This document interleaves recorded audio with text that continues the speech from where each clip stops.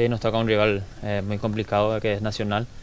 Sabemos que tienen algunos jugadores bastante habilidosos. La tabla a lo mejor no dice, no dice lo contrario, pero es un equipo que juega bastante bien al fútbol.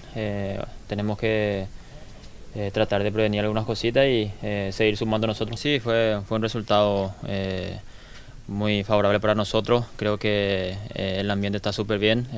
Da gusto trabajar así cuando se gana, y ahora nos metemos de lleno de el partido que va a ser contra el Nacional. A lo mejor el primer tiempo me costó un poquitito por el tema del ritmo del partido, ya que hace varios meses que no estoy jugando, pero me sentía súper bien, me sentí muy suelto y bueno, tratar de seguir trabajando para seguir jugando. Para uno da gusto jugar por la gente.